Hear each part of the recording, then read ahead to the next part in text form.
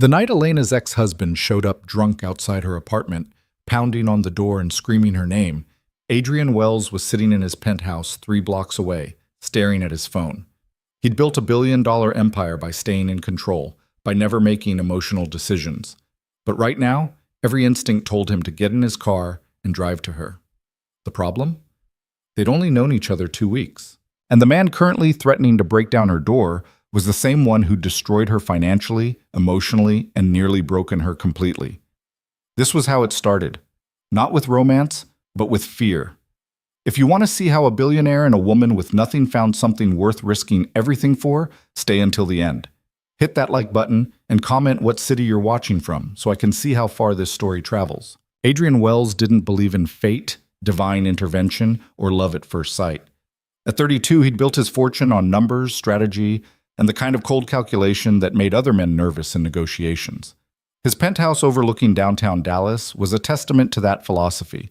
Clean lines, expensive furniture, and absolutely nothing that couldn't be explained by logic or purchased with money. Except maybe his son. Carter was 6 years old, dark-haired like his father, with eyes that still held questions Adrian didn't know how to answer. The boy's mother had died when he was 18 months old. Aneurysm. No warning. One moment she'd been laughing at breakfast, the next she was gone. Adrian had learned to manage his grief the same way he managed. The next morning, Adrian woke up thinking about her smile. Not the polite one she'd worn when they first met, but the real one that had appeared later in the evening when Carter had asked her if she liked dinosaurs. It had transformed her entire face, made her look younger, less guarded. He made coffee in his pristine kitchen and tried to focus on the quarterly reports waiting on his tablet. The numbers blurred. He kept seeing the way she'd tucked her hair behind her ear, a nervous gesture she probably didn't know she did. "Dad, can we invite Elena over?" Carter appeared in the doorway, already dressed but with his shirt on backwards. "Turn around. Let me fix that." Adrian set down his mug and helped his son straighten his clothes. "And we just met her yesterday. We can't just invite people over whenever we want." "Why not? You said she was nice." "I said she seemed nice. There's a difference." "What difference?" Adrian didn't have a good answer for that. "Go brush your teeth. We're leaving in 20 minutes. After dropping Carter at school, Adrian headed to his office downtown. The drive usually helped him clear his head, but today his mind kept wandering. He wondered if Elena had slept well, if her apartment was comfortable, if she'd found work yet. He was being ridiculous. He'd spoken to the woman for 2 hours. That didn't give him the right to worry about her employment situation. His assistant, Patricia, was waiting with his schedule when he arrived. "You have the Meridian meeting at 10, lunch with the Henderson Group at noon, and the acquisition team needs sign-off on the Robertson deal by end of day." "Fine. And Patricia, I need you to find something for me." She looked up, pen poised. "Sir?" "There's a woman who just moved into the building next to mine. Elena Carter. I want to know if she's looking for work." Patricia's expression didn't change, but Adrian caught the slight raise of her eyebrow. In the 5 years she'd worked for him, he'd never asked her to look into anyone's personal business. "What kind of work?" "I don't know. Just find out. Discreetly." "Of course, sir." The Meridian meeting ran long, as they always did. Adrian sat through 2 hours of presentations and counteroffers, his mind operating on autopilot. He'd done these negotiations so many times he could probably handle them in his sleep. When they finally broke for lunch, he checked his phone and found a text from an unknown number. "Hi, this is Elena. Carter left his dinosaur book at my apartment last night. Wanted to let you know in case he's looking for it." Adrian stared at the message. He hadn't given her his number, which meant she'd gotten it from the building directory, which meant she'd made an effort to contact him. The thought pleased him more than it should have. He typed back, "Thanks. He'll survive without it for a day. How are you settling in?" The response came a few minutes later, slowly. "Turns out moving with almost nothing means you have to buy almost everything. Currently sitting on a folding chair eating cereal from a mug because I don't have bowls yet." Without thinking, Adrian typed, "Have dinner with us tonight, 7 o'clock. My place." He hit send before he could second-guess himself, then spent the next 5 minutes staring at the screen waiting for her response. "That's really kind, but I don't want to intrude." "You're not intruding. Carter's been asking about you all morning. Plus, I actually have plates and bowls." The 3 dots appeared, disappeared, appeared again. Finally, "Okay. 7. Should I bring anything? Just yourself. Adrian set down his phone and realized he was smiling. Patricia walked by his office and did a double take. Sir, are you all right? Fine. Cancel my afternoon meetings. All of them? All of them. And I need you to make a reservation at Lucia's for 2, 8 o'clock tonight. I thought you said you had dinner plans. I do, at 7. This is for after. Patricia looked at him like he'd grown a second head, but she simply nodded and left. Adrian knew what she was thinking. He was thinking the same thing. He was acting completely out of character, making impulsive decisions, rearranging his schedule for a woman he barely knew. He didn't care. Instead of going to his afternoon meetings, Adrian went home and actually looked at his apartment the way a stranger might see it. Cold, expensive, like a hotel room designed by someone with too much money and not enough imagination. He'd lived here for 4 years and it still didn't feel like a home. He called his housekeeper, Maria, and asked her to pick up groceries for dinner.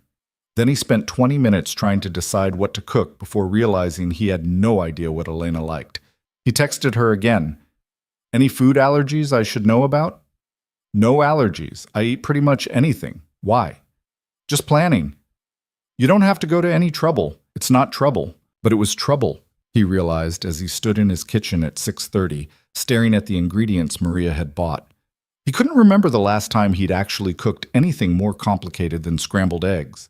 Most nights, he and Carter ate takeout or whatever Maria had prepared and left in the refrigerator. Dad, why are you cooking? Carter had appeared again, watching from the doorway with suspicious eyes. Because we have a guest coming. Elena? Yes. You like her? It wasn't a question. Adrian looked at his 6-year-old son and wondered when the kid had gotten so perceptive. I think she's nice, yes. No, you like her, like in movies. Carter, it's okay. I like her too. She's pretty and she knows about dinosaurs. Adrian turned back to the cutting board, trying to figure out how to explain this to a 6-year-old when he couldn't even explain it to himself. Sometimes adults become friends, buddy. That's all this is. Uh-huh. Carter sounded completely unconvinced. Can I help cook? They worked together in the kitchen, Carter standing on a stool to reach the counter, while Adrian tried to remember the techniques he'd learned from cooking shows he'd watched at 2 in the morning when Carter was a baby, and sleep was impossible. By the time the doorbell rang at 7, the kitchen was a disaster, but something that looked vaguely like pasta primavera was simmering on the stove. I'll get it! Carter jumped off the stool and ran for the door. Wait! But the kid was already throwing it open. Elena stood in the hallway wearing jeans and a simple blue sweater, her hair down around her shoulders. She held a bottle of wine and looked nervous. Hi, Carter. Hi, Dad's cooking. It smells weird, but maybe it's good. Carter. Adrian appeared behind his son, wiping his hands on a towel. Sorry, come in. Elena stepped inside and he saw her taking in the apartment. The floor-to-ceiling windows, the designer furniture, the art on the walls that cost more than most people made in a year. Her expression didn't change, but something shifted in her eyes. A wariness he hadn't seen before. Your home is beautiful. It's just a place. He took the wine from her, their fingers brushing briefly. Come on, I hope you're hungry. Dinner was awkward at first. Carter helped by talking non-stop about dinosaurs, his current obsession, while Adrian tried not to stare at Elena across the table. She was quieter tonight, more reserved. He wondered if the apartment had intimidated her, if seeing how he lived had made her uncomfortable. So, what did you do before you moved here? Adrian asked during a rare moment when Carter paused to take a breath. Elena set down her fork carefully. I was a graphic designer. Freelance mostly, working from home. You don't do that anymore? I did until about 8 months ago. She didn't elaborate, and Adrian didn't push, but he saw the tightness around her eyes, the way her shoulders tensed. Did you like it? I loved it. For the first time that evening, her expression softened. I love taking someone's vague idea and making it real. Logos, websites, marketing materials, every project was different. Why'd you stop? She looked down at her plate. Life got complicated. Carter, oblivious to the tension, piped up. Can you make me a logo with a T-Rex? Elena laughed, and just like that, the awkwardness broke. Sure, what would the logo be for? My room, so everyone knows it's mine. Everyone being who? Adrian asked. I don't know. Future people? After dinner, Carter dragged Elena to his room to show her his dinosaur collection while Adrian cleaned up the kitchen. When he went to check on them 20 minutes later, he found Elena sitting cross-legged on the floor, sketching something on a piece of paper while Carter narrated an elaborate story about a T-Rex who solved mysteries. Adrian leaned against the doorframe, watching them.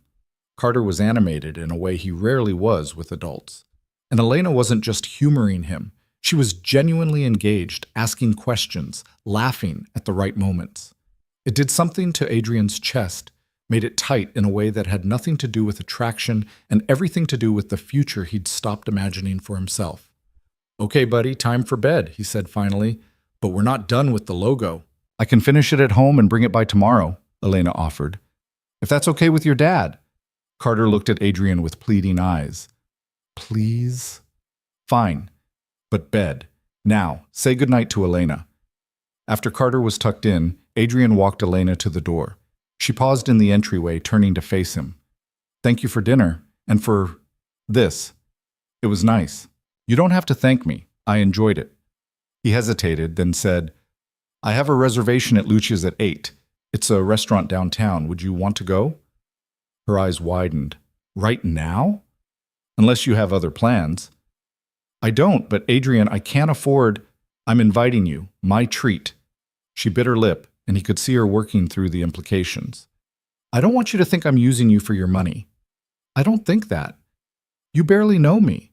"Then let's change that. One drink. If you hate it, we'll leave." She studied his face for a long moment. Whatever she saw there must have satisfied her because she nodded. "Okay. One drink." They took his car, a sleek Mercedes that probably cost more than Elena had made in several years. She was quiet during the drive, looking out the window at the city lights. Adrian wanted to ask what she was thinking, but didn't know how without sounding desperate. Lucia's was the kind of place where reservations were booked months in advance, and the waitstaff recognized you by sight. The hostess greeted Adrian by name and led them to a corner table with a view of the skyline. "You come here a lot," Elena said after they sat down. "Business dinners mostly. The food's good and it's quiet enough to actually talk. And expensive enough that people know you're serious." He looked at her sharply. "You don't approve."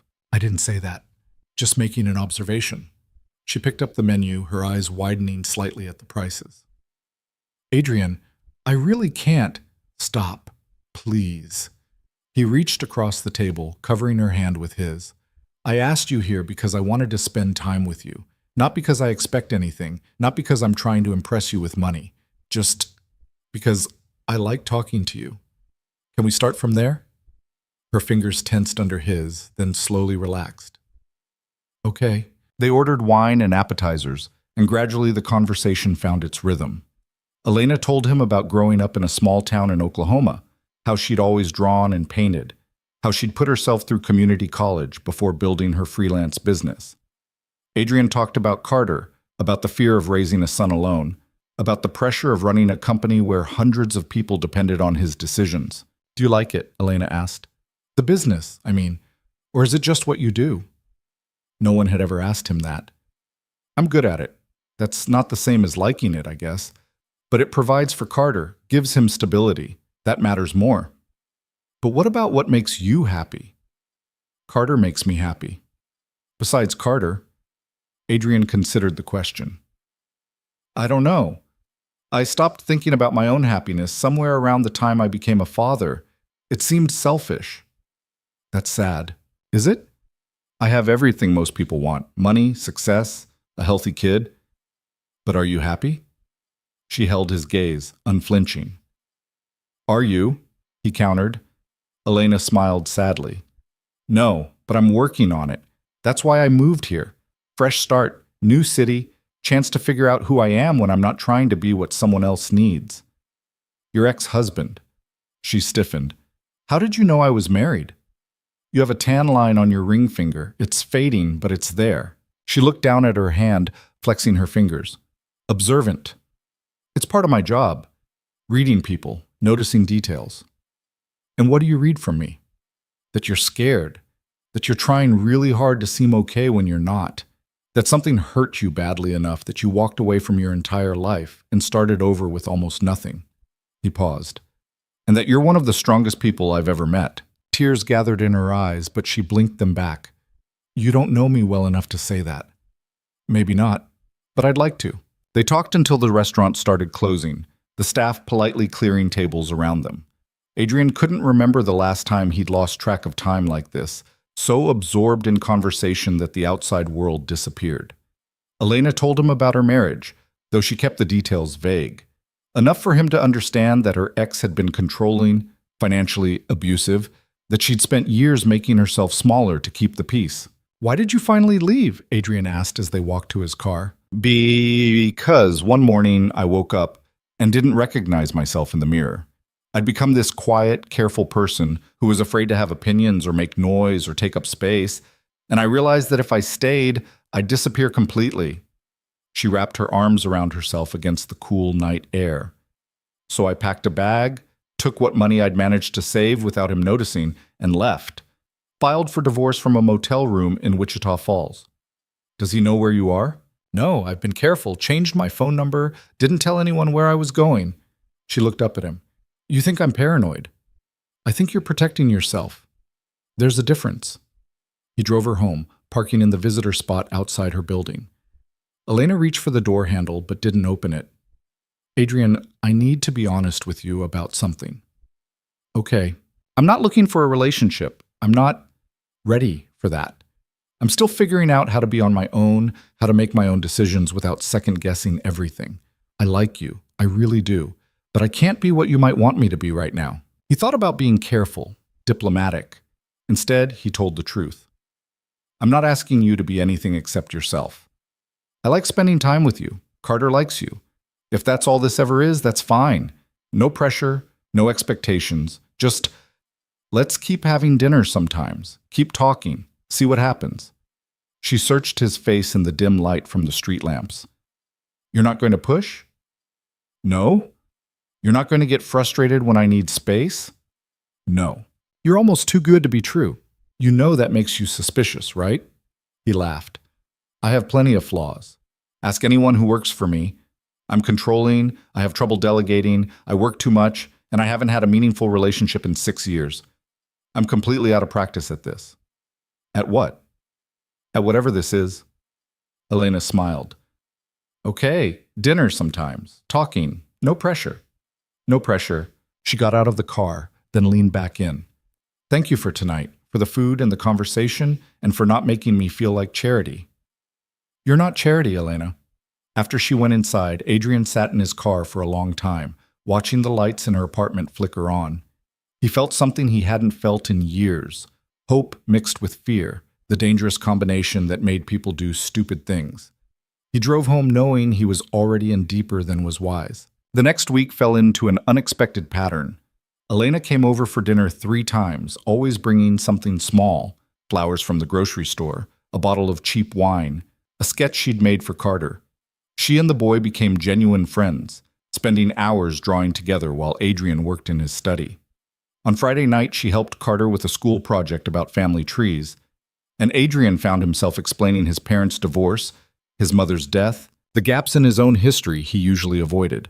Everyone's tree has broken branches, Elena said quietly. That's what makes them interesting. By the second week, Adrian realized he was structuring his entire schedule around seeing her. He came home earlier, turned down evening meetings, actually sat down for dinner instead of eating at his desk. Carter noticed the change and approved, asking every morning if Elena was coming over. On Wednesday, Adrian's friend Marcus stopped by unannounced and found Elena in the kitchen teaching Carter how to make cookies. Well, hello, Marcus said, giving Adrian a significant look. I didn't know you had company. Adrian made introductions. Marcus was charming, as always, asking Elena about herself with genuine interest. But after she left, taking a smiling Carter to wash his hands, Marcus turned to Adrian with raised eyebrows. Dude, really? What? You know what? You've been a monk for 6 years and now you're playing house with the girl next door? It's not like that. Then what's it like? Adrian struggled to explain something he didn't fully understand himself. She's different. She doesn't care about my money. She actually seems uncomfortable with it. And she's good with Carter. And she's beautiful. That too. Marcus studied him carefully. You're falling for her. I barely know her. That's not a no. It wasn't. Adrian knew he was developing feelings that went beyond simple attraction. Elena made him laugh, made him think, challenged his assumptions about what mattered. She'd mentioned wanting to find freelance work again, and he'd spent an entire afternoon thinking about businesses he could connect her with. Not to save her or control her, but because he wanted to see her eyes light up the way they did when she talked about design. Be careful, Marcus said. You don't know her whole story yet. I know enough. Do you? Do you know why she really left, what she's running from? She's not running from anything. She left a bad marriage. Or so she says. Adrian felt anger flare. Get out! Marcus held up his hands. I'm just saying, protect yourself. Protect Carter. You've built a good life here. Don't blow it up for someone you met 2 weeks ago. After Marcus left, Adrian stood in his living room feeling unsettled. He trusted his friend's judgment in business, but this wasn't business. This was personal, messy, complicated. And maybe Marcus was right to be concerned. Adrian was making himself vulnerable in ways he'd sworn he never would again. But when Elena came back with Carter, both of them covered in flour and laughing about the mess they'd made, all his doubts evaporated. This felt right in a way nothing had felt right in years. That night after Carter was asleep and Elena was about to leave, she paused at the door again. This was becoming their ritual, lingering in the entryway, neither quite ready to say goodnight. Adrian, can I ask you something? Anything. Why me? You could have anyone. Successful women, beautiful women, women who fit into your world. So why waste your time with someone like me? He stepped closer, close enough to see the flecks of gold in her brown eyes. Because those women bore me. They say what they think I want to hear. They laugh at jokes that aren't funny. They look at me and see dollar signs. You look at me and see, I don't even know what you see. But it's real. And I haven't had real in a very long time. I see a man who's lonely, she said softly. A man who's so busy taking care of everyone else that he forgot to take care of himself. I see someone who's scared of getting hurt again, just like me. Is that all you see? No. She reached up, her fingers barely touching his jaw. I also see someone kind, someone patient, someone who loves his son so much it hurts to watch sometimes.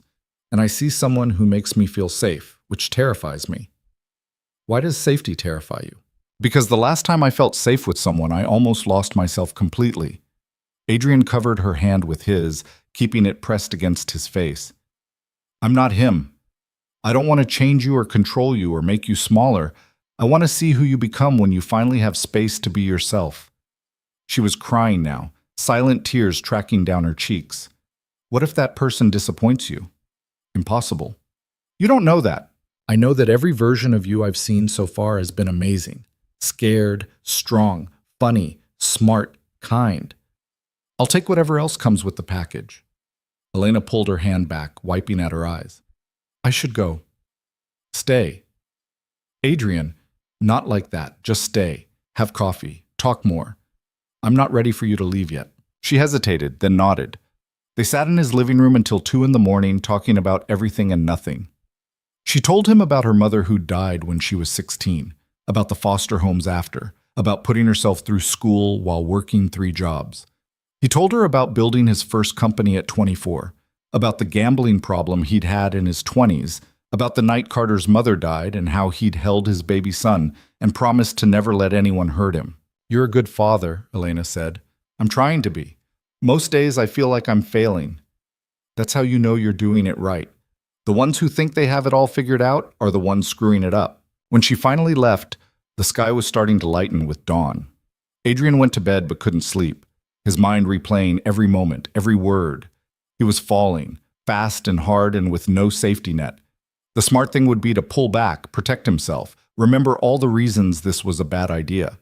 Instead, when he got up 3 hours later, he texted her. Dinner tonight? My place? Her response came immediately. I'll bring dessert. That afternoon, Patricia knocked on his office door looking troubled. Sir, I found the information you asked for. About Elena Carter. Adrian had forgotten he'd asked her to look into Elena's background. Now he wasn't sure he wanted to know. And? She filed for divorce 8 months ago in Oklahoma. Before that, there's very little. She didn't have credit cards in her own name, no property ownership, nothing. It's like she didn't exist outside her marriage. That's not uncommon in controlling relationships. No, sir. But there's more. Her ex-husband, James Mitchell, he's been arrested twice for assault. Once against Elena, she dropped the charges, and once against a colleague. He's currently on probation. Adrian's blood ran cold. Does he know where she is? I don't think so. She's been very careful, but sir, if he finds out, he won't. Make sure of it. I want someone watching her building, discreetly, and I want to know immediately if anyone starts asking questions about her. Patricia nodded. Sir, may I speak freely? When has that ever stopped you? She's running from someone dangerous. Getting involved with her puts you and Carter at risk. I'm aware. And you're proceeding anyway. Yes, Patricia sighed. Then I'll make the arrangements, but please be careful. That evening, Adrian watched Elena carefully, looking for signs of fear or stress. She seemed relaxed, happy even, teaching Carter how to make paper airplanes and launching them across the living room. But now that he knew about her ex, he saw things differently. The way she flinched slightly at loud noises, how she always positioned herself near the door, the frequent checks of her phone, like she was waiting for bad news. After dinner, while Carter was distracted with a movie, Adrian pulled Elena aside. Tell me about your ex-husband. Her face went pale. What? James Mitchell. Tell me about him. How do you know his name? Adrian realized his mistake. I had someone look into your background. I'm sorry. I shouldn't have done that without asking. She stepped back from him, hurt and anger warring in her expression. You investigated me. I wanted to help, to make sure you were safe. No, you wanted to control the situation, to know everything before deciding if I was worth the risk. Her voice was shaking. You're just like him. Elena, that's not... You know what James used to say? That he was protecting me. That he needed to know where I was and who I talked to and what I spent money on because he was keeping me safe. And I believed him for years before I realized he just wanted power over me. I'm not trying to control you. I'm trying to protect you. From what?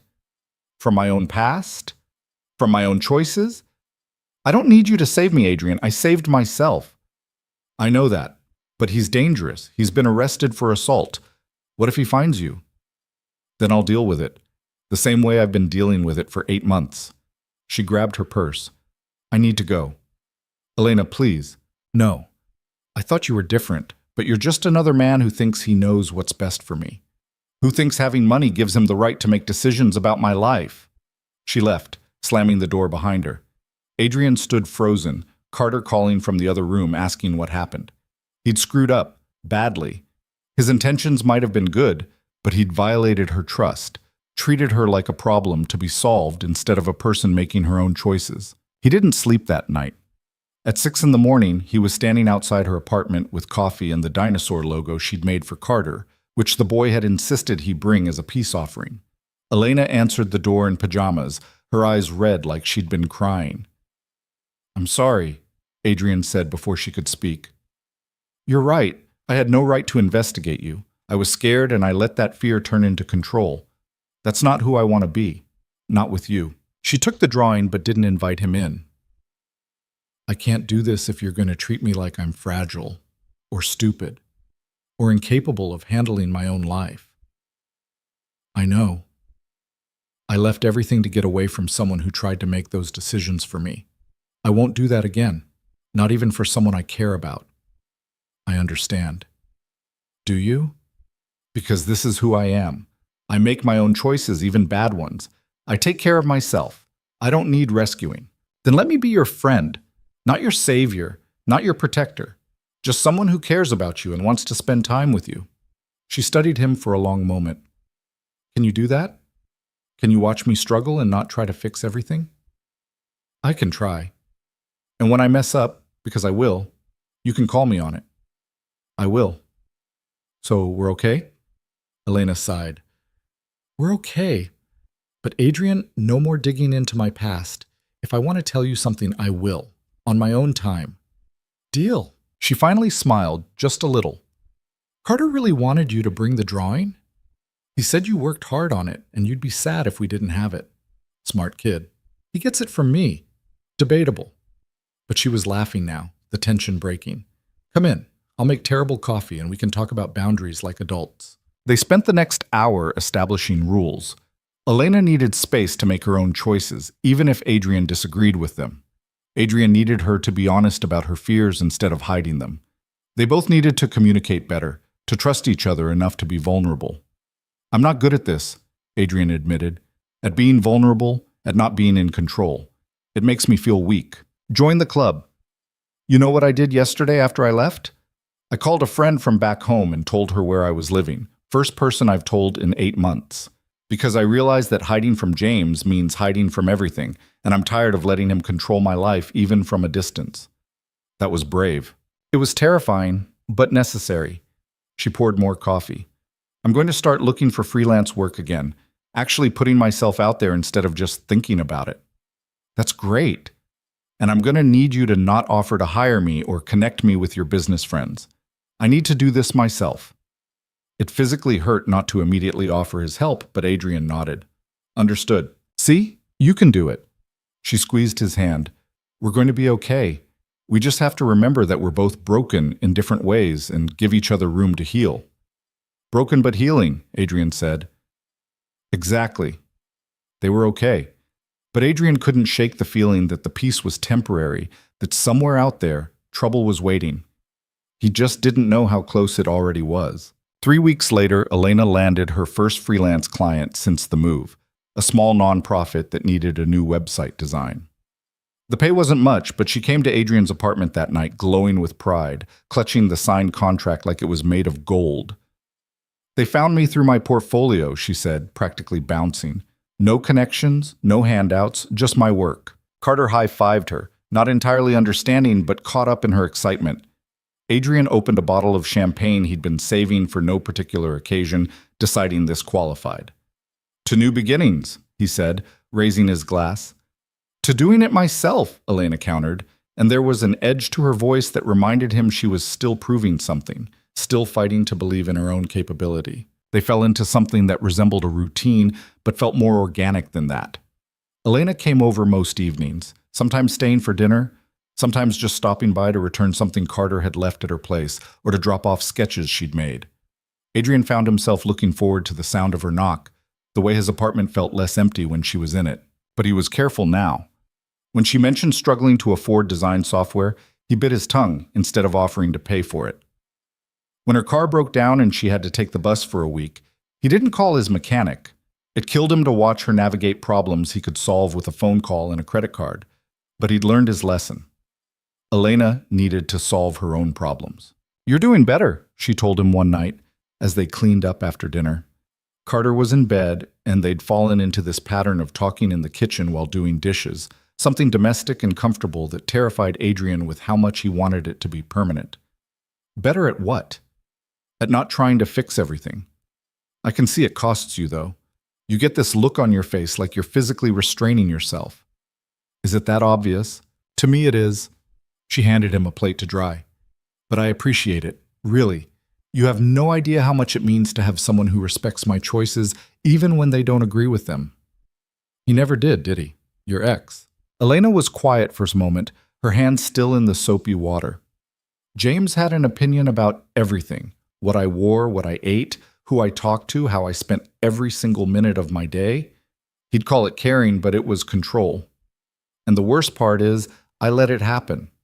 I convinced myself that's what love looked like." "That's not on you. He manipulated you. I know. Intellectually, I know that. But there's this voice in my head that says I should have seen it sooner, should have left earlier, should have been smarter." She pulled her hands from the water, drying them on a towel. "That's why I need to do things myself now. Every time I solve a problem on my own, that voice gets a little quieter." Adrian set down the plate and turned to face her. "For what it's worth, I think you're incredibly strong, and smart, and brave." "You barely know me." "I know enough." She looked up at him, and something shifted in the air between them. They'd been dancing around this for weeks. The attraction that hummed beneath every conversation, every accidental touch. Adrian had been so focused on respecting her boundaries that he'd almost convinced himself the pull was one-sided. But the way Elena was looking at him now suggested otherwise. "Adrian," his phone rang, shattering the moment. He almost ignored it, but the ringtone told him it was his head of security, a call he'd specifically instructed to be put through no matter the time. I need to take this. He stepped into the living room. What is it? Sir, we have a situation. There's a man asking questions about Elena Carter at the building next door. The night guard says he's been there twice this week, claiming to be her brother. Adrian's blood went cold. What does he look like? The description matched the photo Patricia had pulled of James Mitchell. He's there now? Left about 20 minutes ago. But sir, he knows which building she's in. It's only a matter of time before he finds the specific apartment. Double the security on her building. I want someone watching her door 24/7, and I want to know the second he comes back. Already done, sir. Adrian hung up and stood there trying to figure out how to tell Elena without making it seem like he was taking over again. She appeared in the doorway, reading his expression. What's wrong? Come sit down. Adrian, you're scaring me. He told her as gently as he could, watching her face drain of color. She sank onto the couch, her hands shaking. He found me. I don't know how, but he found me. You don't know it's him for sure. Who else would be looking for me? Who else would lie and say he's my brother? Her voice was rising, panic creeping in. I was so careful. I changed my number. I didn't tell anyone. I paid cash for everything the first month so there wouldn't be a paper trail. How did he find me? Adrian sat beside her, careful not to touch her without permission. It doesn't matter how. What matters is you're safe. I have security on your building now. He can't get to you. You don't understand. James doesn't give up. He'll wait. He'll watch. He'll find a pattern. That's what he does. He's patient and methodical, and he always wins. Not this time. She looked at him with eyes full of fear and something else, resignation, like she'd always known this moment would come. You should stay away from me. Both you and Carter. If James finds out about you, if he thinks there's something between us, he'll make you a target too. I'm not scared of him. You should be. You don't know what he's capable of. Then tell me. Elena stood up, pacing. The assault charge Patricia found? That was the time I ended up in the hospital. He broke my arm and 2 ribs because I'd gone to coffee with a friend without telling him first. I told the police I fell down the stairs. The second arrest was because he beat up a guy at his office who'd asked me how my weekend was. Just casual small talk, and James put him in the hospital. Adrian felt rage building in his chest, hot and dangerous. Elena, I dropped the charges because he convinced me it was my fault. That I'd led his coworker on, that I'd made James feel disrespected. And I believed him. I actually believed I deserved it. She was crying now, angry tears streaming down her face. So yes, you should be scared of him, because he's violent and obsessive, and he won't stop until he gets what he wants. What does he want? Me. Under his control again. And if he can't have that, he'll make sure no one else can have me either. Adrian stood and went to her, slowly reaching for her hands. She let him take them. Listen to me. You are not alone anymore. You have me, and I have resources he doesn't. Money, lawyers, security. We can get a restraining order. Restraining orders are just paper. They don't stop men like James. Then we'll figure out something else. But you're not doing this alone, and you're not running again. Maybe I should. Maybe that's the only way to keep everyone safe. Running didn't work before. What makes you think it'll work now? She pulled her hands away. At least if I run, you and Carter stay safe. I can't have him hurt because of me. I can't. He won't be, I promise you. You can't promise that. You can't control what James does any more than I can. She was right, and they both knew it. Adrian wanted to promise he'd keep her safe, that everything would be fine. But those were empty words. James Mitchell was a threat, and there was no guarantee that money or security would be enough to stop him. Stay here tonight, Adrian said finally. The guest room. You'll be safer. Adrian, please. If not for yourself, then for my peace of mind. I can't sleep knowing he's out there looking for you. She hesitated, then nodded. Just tonight. Tomorrow I'll figure out what to do. Adrian gave her clothes to sleep in and showed her to the guest room. After she closed the door, he sat in his living room with his phone, calling in every favor he had. His lawyer started the restraining order paperwork. His head of security coordinated with local police. His private investigator began digging into James Mitchell's current location and activities. At 3 in the morning, Patricia called him back with information. Sir, James Mitchell quit his job in Oklahoma 2 weeks ago. He's been living in his car, and according to his credit card statements, he's been in Dallas for at least 5 days. 5 days? He's been here 5 days and we're just finding out now? He's been careful, paying cash for most things. But he slipped up yesterday, used his card at a gas station 2 blocks from Elena's apartment. What else? There's more. He's been posting on social media, nothing explicit, but lots of vague references to finding what's his and fixing mistakes. The tone is concerning. Adrian closed his eyes. Send me everything you have. He spent the rest of the night reading through James Mitchell's digital footprint. The man was unraveling, that much was clear. His posts became increasingly erratic, swinging between professions of love for his wife and angry rants about betrayal and disrespect. There were veiled threats, references to teaching lessons, promises that she'll understand soon enough. When Elena emerged from the guest room at 6, Adrian was still on the couch, surrounded by printouts and notes. Did you sleep at all? She asked. Did you? No. She sat beside him, looking at the papers spread across his coffee table. What is all this? He showed her, watched her face as she read through her ex-husband's descent into obsession. She was eerily calm, like she'd expected this. He's going to come here, she said finally, to this building, because even if he doesn't know exactly which apartment is mine, he'll stake it out until he sees me. Then you stay here, move in temporarily. He doesn't know about me, doesn't know we're connected. And when he sees me coming and going from your apartment, when he sees me with Carter, we'll be careful. There is no careful with James. He sees everything, notices everything. It's like he has a sixth sense for anything that threatens his control. So what do you want to do? I'll support whatever decision you make, but Elena, running isn't the answer. She was quiet for a long time, staring at the papers in her hands. I want to stop being afraid. I want to stop letting him dictate my life, but I don't know how to do that. We start with the restraining order. Then we make sure he knows you're serious, that you're not coming back, that he needs to move on. And if he doesn't, then we deal with it, together. Carter woke up then, padding into the living room in his pajamas. He stopped when he saw Elena. You had a sleepover. Just in the guest room, buddy, Adrian said. Elena's car is being fixed, so she stayed here. It was a lie, but a necessary one. Carter didn't need to know about James, about danger, about any of this. Can we have pancakes? Carter asked. Elena makes them better than you, Dad. Despite everything, Elena laughed. I'll make pancakes, but your dad has to help. They moved into the kitchen, and for a brief moment it almost felt normal. Carter chattered about school, while Elena measured ingredients and Adrian tried not to hover. But the normalcy was fragile, a bubble that could pop at any moment. After breakfast, after Carter left for school, Elena turned to Adrian with determination in her eyes. I need to go to my apartment, get some things. I'll come with you. No, if James is watching, I can't be seen with you. It'll make things worse. Elena, please, I need to do this. I'll be quick, in and out. And you have security watching the building, right? He wanted to argue, but he'd promised to respect her choices. Fine, but you take my phone. It has the security team on speed dial, and you text me every 10 minutes, so I know you're okay.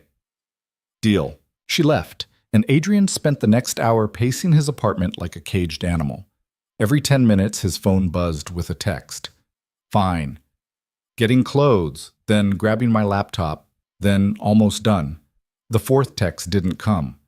At minute 12, Adrian called her. No answer.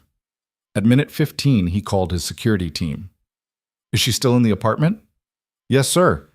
We have eyes on the entrance. No one's gone in or out except residents. At minute 20, Adrian couldn't take it anymore. He grabbed his keys and headed for the door just as it burst open. Elena stood there, gasping for breath, her face white as paper. He was there, inside my apartment. Adrian pulled her inside, checking the hallway before closing and locking the door. Are you hurt? No, I don't think he knew I was there. I heard him moving around, talking to himself. I hid in the bathroom until he left. What was he saying? Crazy things. About how I'd ruined his life. How I owed him a chance to explain. How we belonged together. She was shaking, and Adrian guided her to the couch. He was going through my things, Adrian. My clothes, my sketches. He took some of them. He took my wedding ring. I'd left it in a drawer. How did he get in? I don't know. The lock wasn't broken. He must have picked it, or I don't know. She buried her face in her hands.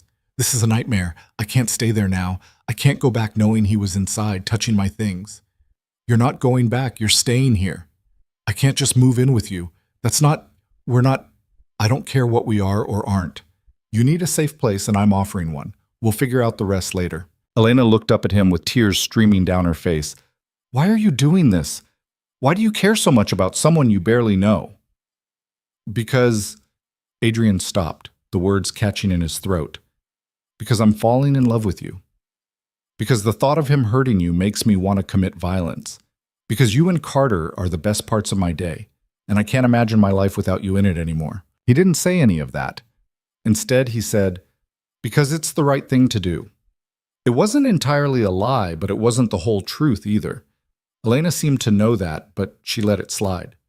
Okay, temporarily, until this is resolved. Temporarily, Adrian agreed, though he was already thinking about how to make it permanent. They spent the rest of the day getting Elena's essential belongings from her apartment. Adrian insisted on going with her this time, and he brought 2 security guards. The apartment felt violated. Things moved and disturbed. Elena packed quickly, her hand shaking as she grabbed clothes and toiletries and her laptop. My portfolio, she said suddenly. All my physical portfolio pieces. He took them. We'll make new ones. You don't understand. Those were years of work, client samples, original sketches, everything I'd need to show potential employers. Her voice broke. He's trying to destroy my career before it even restarts. Adrian wanted to hunt James Mitchell down and make him pay for every moment of pain he'd caused her. Instead, he helped her pack what remained, making mental notes about what she'd need to replace. They were loading this last box into his car when Adrian's phone rang, his head of security. Sir, we have him, James Mitchell. He's in the lobby of your building right now asking the front desk about Elena Carter. Adrian's blood ran ice cold. He looked at Elena, who'd gone pale again. Stall him. I'm on my way. Adrian, no! Elena grabbed his arm. Don't confront him, please. It'll only make things worse. He's in my building, asking about you. I'm not letting that slide. Then call the police. Let them handle it. She was right, but Adrian's rage was too hot for rational thought. This man had terrorized the woman he cared about, had broken her arm, had stolen years of her life, and now he had the audacity to show up at Adrian's home, threatening the fragile peace they'd built. Stay in the car. Lock the doors. Adrian, but he was already walking toward the entrance, his phone to his ear calling the police. In the lobby, he found James Mitchell arguing with the doorman, a man smaller than Adrian expected, maybe 5'8", thin but wiry. He looked disheveled, like he'd been sleeping in his car, but his eyes were sharp and cold. I know she's here, James was saying. I saw her come in earlier. Elena Carter. Which apartment? Sir, I've told you, I can't give out that information, the doorman said, clearly uncomfortable. James slammed his hand on the desk. That's my wife. I have a right to see her. Ex-wife, Adrian said, stepping forward. And no, you don't. James spun around, sizing Adrian up. Who the hell are you? Building security. And you're trespassing. The police are on their way. Something dangerous flickered in James's eyes. You're the one, the guy she's been whoring herself out to. Adrian forced himself to stay calm. You need to leave. Now. Where is she? Elena, James shouted toward the elevators. I know you can hear me. Come down here and talk to me like an adult instead of hiding behind your new sugar daddy. Last warning, leave or I'll have you forcibly removed. James laughed, a sharp, ugly sound. You think your money scares me? You think you can just swoop in and steal my wife? She left you. That's not stealing. That's escaping. The punch came fast, catching Adrian in the jaw. He stumbled back, more surprised than hurt. The doorman was shouting, and Adrian could hear sirens approaching. James came at him again, but Adrian was ready this time. He caught the smaller man's arm, twisting it behind his back and forcing him face first onto the lobby floor. Stay down, Adrian growled. Get off me. She's mine. She'll always be mine. The police arrived minutes later, pulling James up and cuffing him. He was still screaming as they dragged him out, promises and threats spilling out in a toxic stream. You can't keep her from me. I'll find her. She belongs to me. Tell her I love her. Tell her I'll forgive her if she just comes home. Adrian stood there breathing hard, his jaw throbbing where James had hit him. The doorman was apologizing profusely, but Adrian waved him off. He just wanted to get back to Elena, to make sure she was okay. She was still in the car, tears streaming down her face. When Adrian opened the door, she threw herself into his arms. I'm sorry, I'm so sorry. This is all my fault. Stop. None of this is your fault. He hit you. Barely. I've had worse from sparring at the gym. This is exactly what I was afraid of. Him hurting you because of me. Adrian pulled back to look at her. I'm fine. And he's the one in handcuffs, not me. The restraining order just got a lot easier to obtain. He meant what he said. About finding me. About not giving up. Let him try. He comes near you again, he goes to jail. Simple as that. But they both knew it wasn't that simple. Men like James didn't follow rules, didn't respect court orders. The restraining order would be a piece of paper, nothing more. That night, after Carter was asleep and Elena was settled in the guest room, Adrian sat in his study with a glass of whiskey, replaying the encounter. He'd been in control, professional, everything he should have been. But part of him had wanted to keep hitting, to make James Mitchell pay with more than just arrest and a court date. The darkness of that impulse scared him. Elena appeared in the doorway, wrapped in one of his shirts because she'd forgotten to pack pajamas. Can't sleep? She asked. Just thinking. She came in and sat across from him. About what? About how badly I wanted to hurt him, really hurt him. That's not who I am. But when he called you those things, when he put his hands on you in the past, Adrian shook his head. I wanted to make him suffer. But you didn't. You stayed in control. Barely. That's what matters. James would have kept hitting. He wouldn't have stopped until someone pulled him off. She hugged herself. I'm scared, Adrian. Not just of him finding me again, but of what I've gotten you into. You and Carter. This isn't your fight. You're wrong. The moment you became important to me, it became my fight. Important to you, she repeated softly. Is that what I am? Adrian set down his glass and met her eyes. You're more than important. He struggled to find words that wouldn't send her running. You've changed things for me. Made me want things I thought I'd stopped wanting years ago. Like what? Like this. Coming home to someone. Having dinner as a family. Talking in the middle of the night because sleep is less interesting than conversation. He paused. Like the possibility of not being alone anymore. Elena was quiet for a long moment. I'm broken, Adrian. You know that, right? This thing with James, it's not going to be resolved quickly or easily. There's going to be court dates and drama and probably more confrontations. Is that really what you want in your life? I want you in my life. Everything else we'll figure out. You say that now. I mean it. Today, tomorrow, next month, when this is still messy and complicated. I'm not going anywhere, Elena, unless you want me to. She stood up and crossed to him, sitting on the edge of his desk. I don't want you to go anywhere. That's the problem. I'm starting to need you, and that terrifies me. The last time I needed someone, I lost myself completely. I'm not him. I know, but I'm still scared. Adrian reached up, brushing a strand of hair from her face.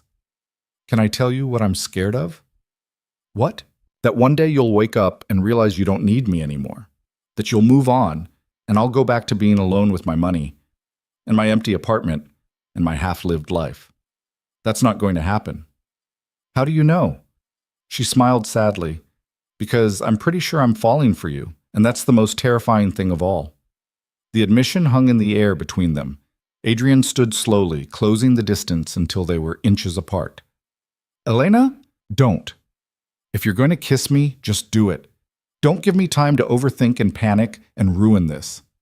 So he kissed her. Soft at first, giving her time to pull back if she wanted. But she didn't pull back. She leaned in, her hands coming up to frame his face, and the kiss deepened into something that felt like relief and terror and coming home all at once. When they finally broke apart, both breathing hard, Elena rested her forehead against his. This is a terrible idea, she whispered. Probably. I'm a mess. My ex is stalking me. I have no money, no career, no stability. I don't care. You should. Well, I don't. He kissed her again, softer this time. Stay with me. Not just until this is over. Actually stay. Adrian, we barely know each other. Then we'll get to know each other. We'll take it slow, but stay. She pulled back, searching his face. Whatever she found there must have satisfied her because she nodded. Okay, I'll stay. For now. We'll see what happens. It wasn't a declaration of love or a promise of forever, but it was enough. For now, it was enough. They sat together in his study until dawn, talking about everything and nothing, holding on to each other like anchors in a storm. Neither of them mentioned James or court or what came next. For a few hours, they pretended the world outside didn't exist. But morning came anyway, bringing reality with it. And reality included a text from Adrian's lawyer confirming the emergency restraining order had been approved, and a message from the police saying James had made bail and was gone. Elena saw the messages over Adrian's shoulder. Her face went pale, but she didn't cry, didn't panic. He's out there, she said quietly. Yes, but he can't come near you. Legally, he can't. That won't stop him. Adrian knew she was right. The restraining order was protection on paper only. James Mitchell had proven he didn't care about consequences, didn't respect boundaries, didn't operate by normal rules. The real confrontation was still coming. They both felt it, hovering in the near future like a storm about to break. Adrian just hoped they were ready when it did. The days that followed felt like living with a gun pointed at their heads, waiting for it to go off. Elena moved her remaining belongings into Adrian's guest room, though she spent most nights falling asleep on his couch while they talked. Carter adjusted to having her around with the easy acceptance of children, asking one morning if Elena was his new mom, and then moving on to questions about breakfast before either adult could figure out how to answer. Adrian hired additional security, changed the building's access codes, and had cameras installed at every entrance. Elena went through the motions of normalcy, working on her freelance projects, cooking dinner, helping Carter with homework. But there was a brittleness to her now, like she might shatter if touched wrong. You're not sleeping, Adrian said one night, finding her at 3 a.m, staring out the living room window at the street below. Every car that slows down, every person who walks past, I think it's him. She didn't turn around. I keep waiting for him to appear, for the other shoe to drop. The restraining order is nothing. You know it, and I know it. She finally looked at him, and the exhaustion in her eyes hit him like a physical blow. I thought leaving would be enough. I thought putting distance between us, starting over, would make him move on. But he's never going to let me go, is he? Adrian crossed the room and wrapped his arms around her from behind. She leaned back against him, and he felt how tense she was. Every muscle coiled tight. We'll figure this out. I promise. You can't promise that. Nobody can. She was right, but he didn't know what else to say. So they stood there in the dark, watching the empty street, both of them waiting for a threat they couldn't predict or prevent. The court date for the restraining order hearing came 2 weeks later. Elena had been dreading it, barely eating for days beforehand. Adrian wanted to go with her, but her lawyer advised against it. James's attorney would use their relationship as ammunition, painting Elena as an unfaithful wife who'd abandoned her marriage for a wealthier man. It's all lies, Elena had said, pacing Adrian's study the night before. But it doesn't matter. James is good at making lies sound like truth. He'll cry in front of the judge, say I broke his heart, make himself the victim. Do you want me to testify about the assault in the lobby? No, your involvement just complicates things. She stopped pacing and looked at him. I need to do this myself, face him, tell my truth, and hope it's enough. So Adrian stayed home with Carter, trying to work, but mostly staring at his phone. Elena had promised to text him updates, but an hour into the hearing, there was still nothing. 2 hours. 3. Finally, at noon, his phone rang. It's done, Elena said, her voice flat and exhausted. The judge granted the permanent order. James has to stay at least 500 feet away from me at all times. That's good news, right? You didn't see his face when the ruling came down. He looked at me like... She trailed off. I've never seen that expression before. Like I'd killed something inside him, and he was already planning how to return the favor. What did his lawyer say? That they're appealing, that this isn't over. Elena's voice cracked. He cornered me in the hallway after Adrian. His lawyer was right there, and he just walked up to me and said, You think a piece of paper will stop me? You're still mine, Elena. You'll always be mine. Did you report it? To who? His lawyer saw the whole thing and claimed James was just saying goodbye. My lawyer filed a complaint, but nothing's going to happen. It's my word against theirs. Adrian felt that familiar rage building. Where are you now? Sitting in my car outside the courthouse. I'm afraid to drive home. What if he follows me? What if he's waiting somewhere? I'm sending a car for you. My driver will bring you home and security will follow to make sure you're not tailed. Don't argue with me on this, Elena, please. She didn't argue. 40 minutes later, she walked into the apartment looking wrung out, and Adrian pulled her into his arms without a word. She stood there stiffly for a moment, then collapsed against him, shaking. I thought facing him would make me feel stronger, like I'd taken back some control. Her words were muffled against his chest. But I just feel more trapped than ever. That night, after Carter was asleep, they sat together on the couch and Elena talked, really talked, in a way she hadn't before. She told him about the early days of her marriage, when James had been charming and attentive, how the control had started so slowly she hadn't recognized it, how he'd isolated her from friends and family, convinced her she was lucky to have him, made her doubt her own perception of reality until she couldn't trust her own thoughts. He made me feel crazy, she said. I'd remember things one way and he'd insist they'd happen differently, and he was so confident, so certain, that I'd start questioning my own memory. Eventually, I stopped trusting myself at all. If James said the sky was green, I'd start wondering if maybe I was colorblind. That's gaslighting. I know that now, but when you're in it, when it's happening every day in tiny increments, you don't see it. You just feel confused and inadequate and grateful that someone loves you despite how difficult you are. Adrian's jaw clenched. You're not difficult. You never were. James would disagree. She pulled her knees up to her chest. The worst part is that somewhere deep down, I still hear his voice. When I make a decision, there's this whisper asking if I'm sure, if I'm smart enough to know what's right, if I should ask someone else. It's like he installed a program in my brain that I can't fully delete. It'll get quieter with time. Will it? Because right now it feels like he's winning even when he's not here. Even with the restraining order. Even with you and all your security, he's still in my head, still controlling me. Adrian turned to face her fully. Then we fight back. We don't let him have that power anymore. How? How do you fight someone who lives in your own thoughts? By replacing him. Every time you hear his voice doubting you, you listen to mine instead. I think you're brilliant and strong and capable. I think every decision you've made since leaving him has been brave. I think you're one of the most remarkable people I've ever met, and the fact that you survived him with your soul intact is a goddamn miracle. Elena's eyes filled with tears. You don't really know me, Adrian. You're seeing the version I want you to see. Then show me the other versions. All of them. I'm not going anywhere. She kissed him then, desperate and searching, like she was trying to prove something to herself. Adrian responded carefully, letting her set the pace, feeling the tremor in her hands as they gripped his shirt. When they broke apart, Elena rested her forehead against his. I'm falling apart, she whispered. No, you're healing. It just looks like falling apart from the inside. They fell asleep on the couch, tangled together, and for the first time in weeks, Elena slept through the night without nightmares. The next morning brought a new problem. Carter's school called.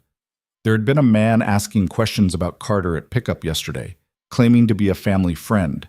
The description matched James. Adrian felt ice in his veins. What did you tell him?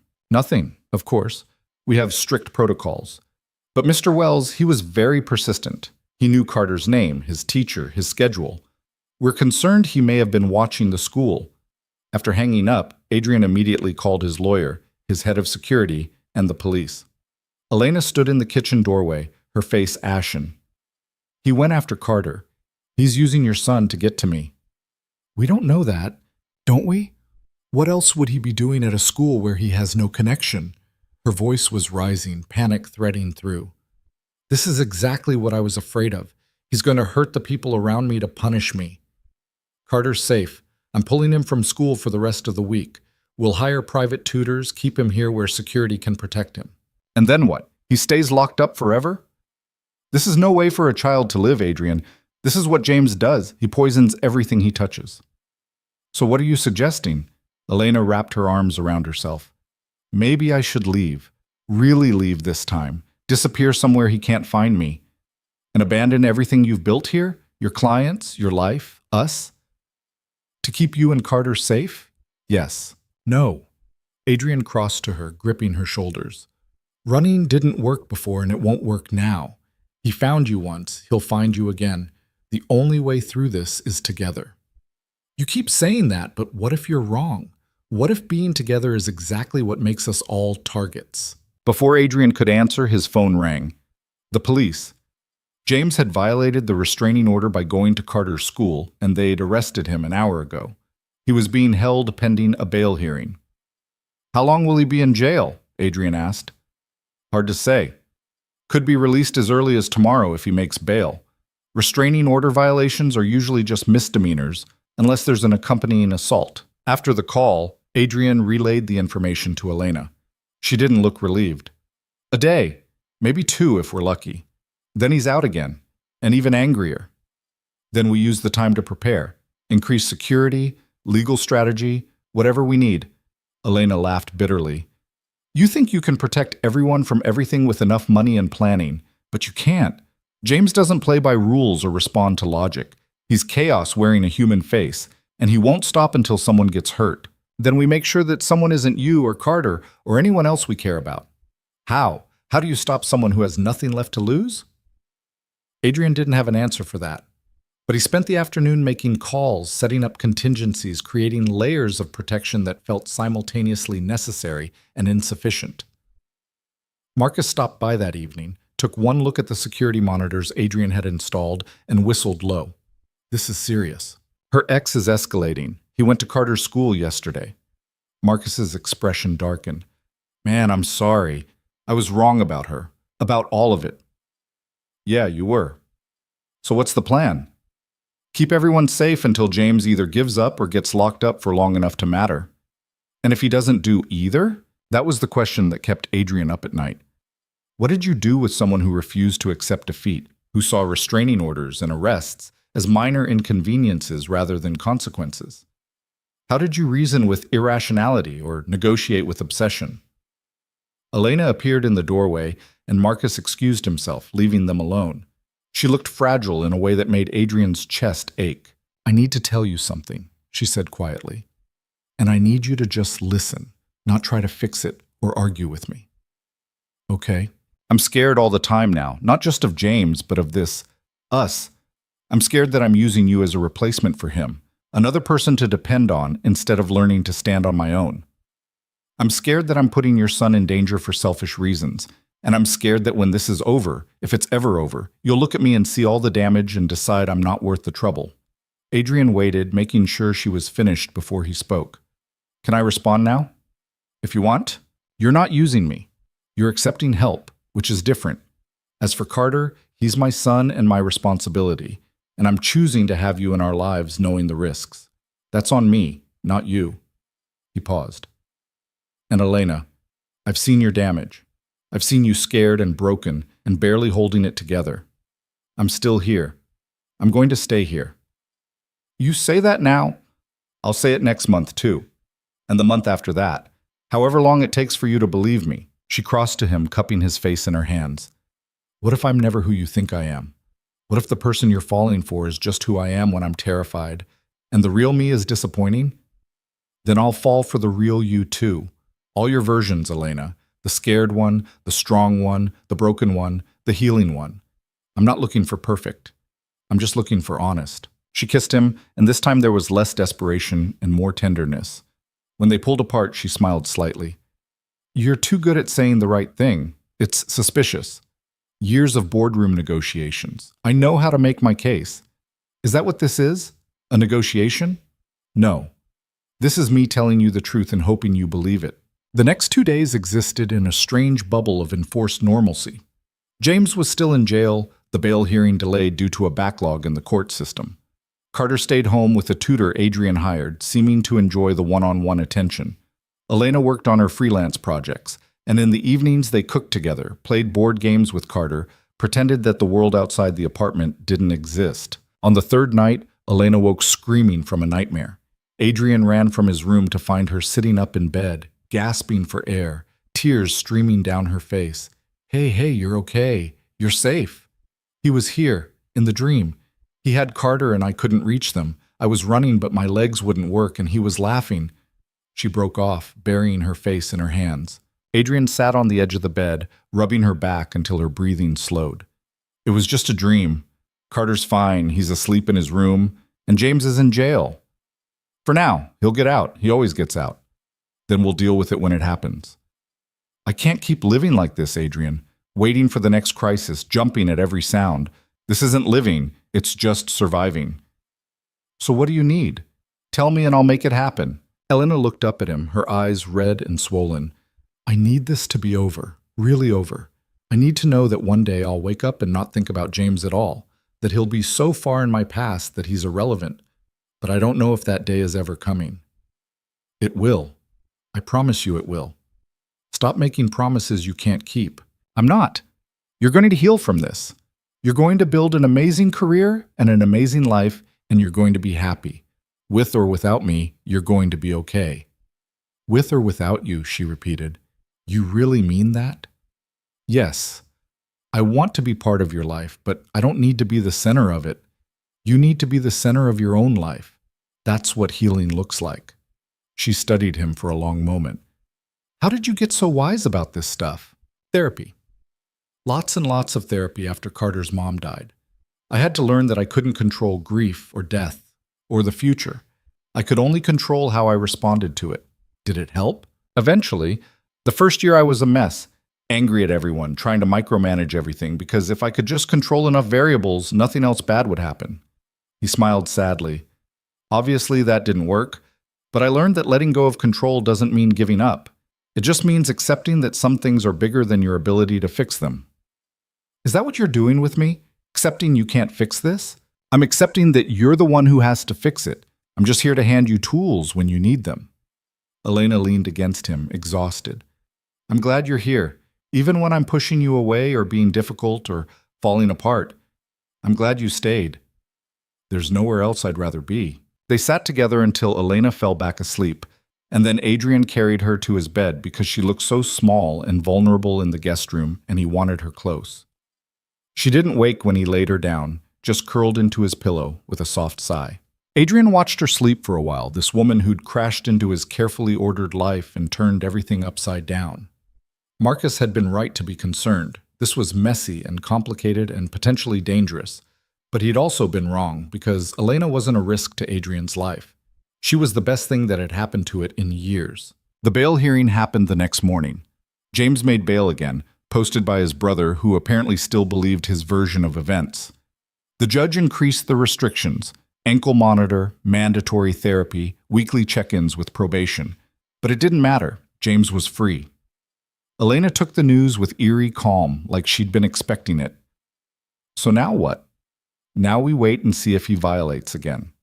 He will. It's just a matter of when. She was right. 3 days later, Adrian's building security called in the middle of the night.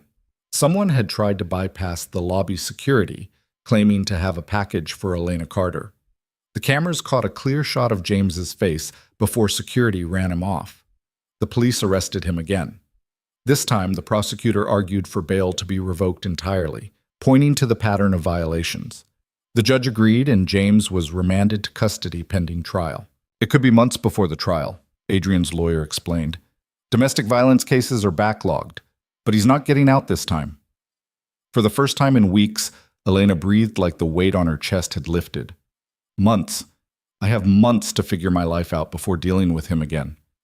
And after the trial, if he's convicted, potentially years. That night they celebrated quietly.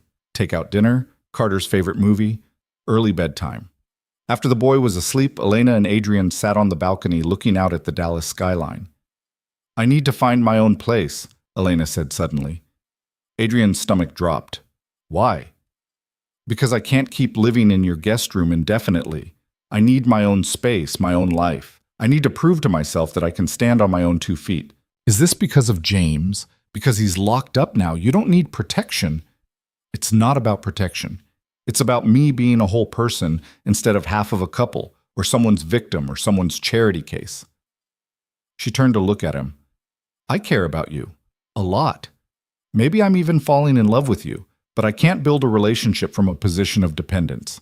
I need to know I'm choosing you because I want you, not because I need you. Adrian understood even though it hurt.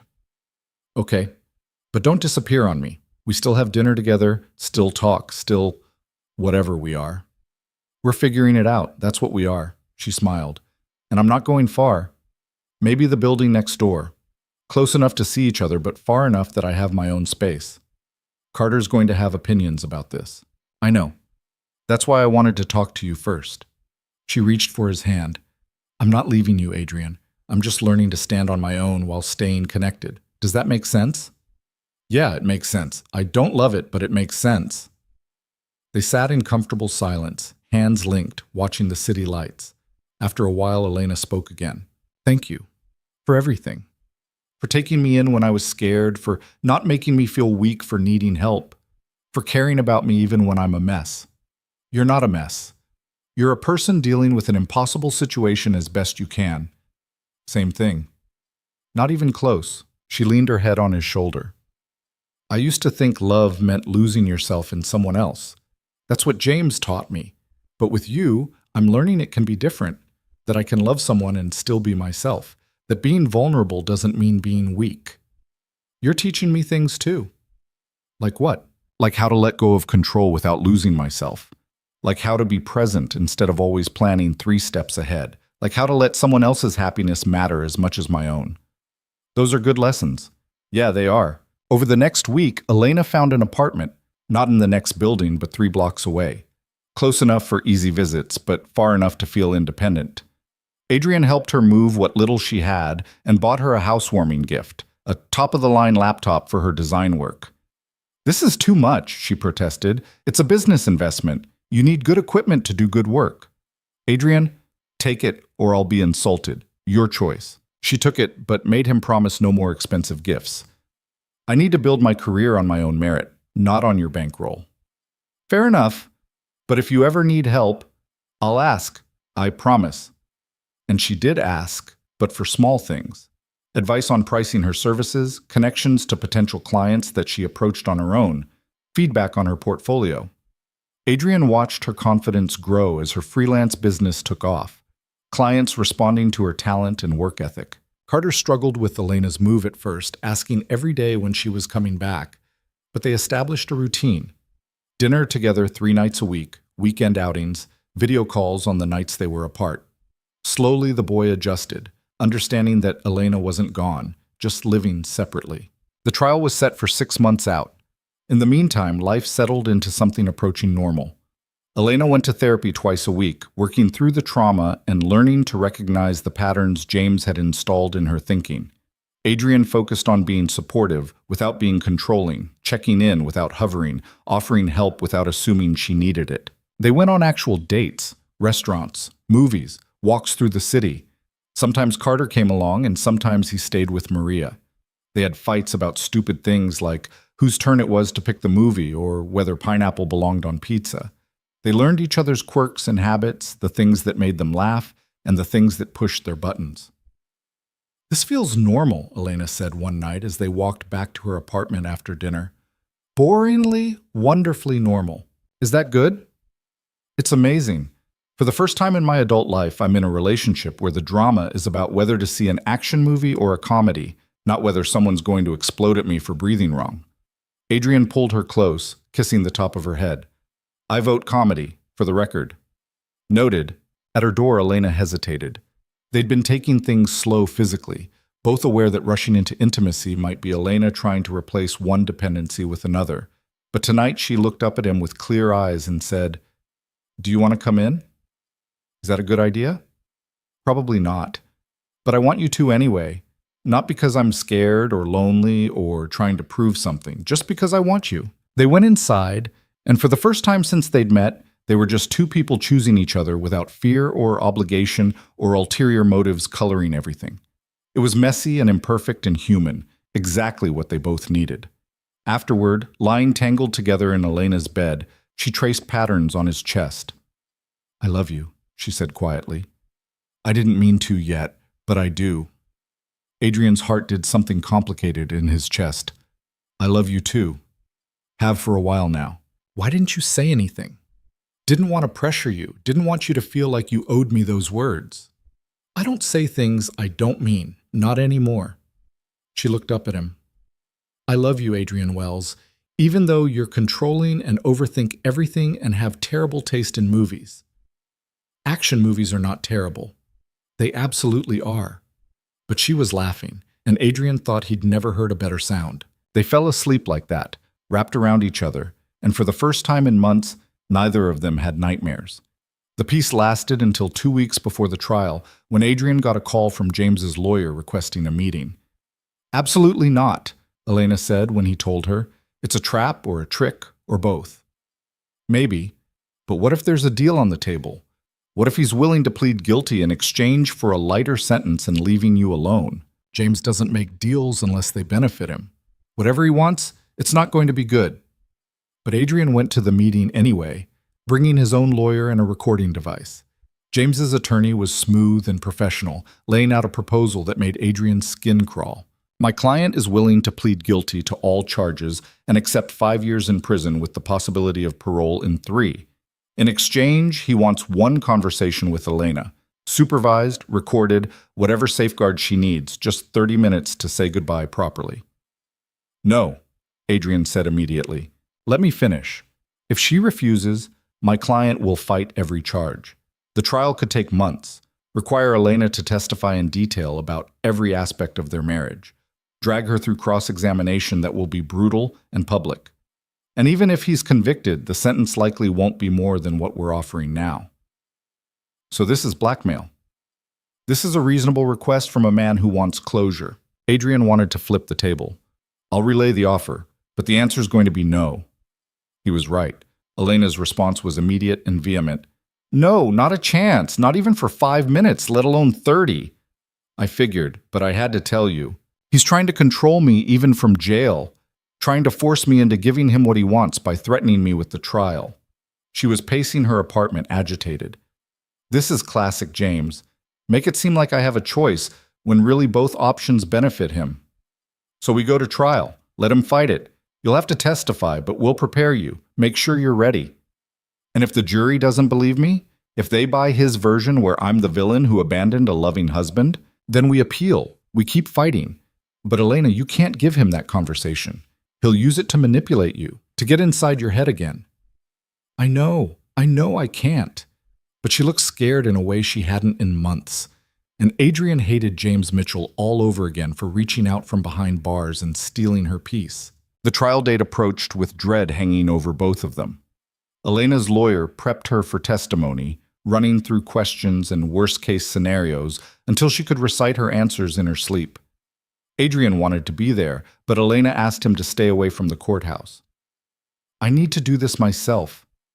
Face him without you there to protect me. Prove to myself that I'm strong enough. You're absolutely strong enough. Then let me prove it. So Adrian waited and worried and tried to keep Carter distracted while Elena spent 2 days on the witness stand being cross-examined by a lawyer whose job was to make her look like a liar.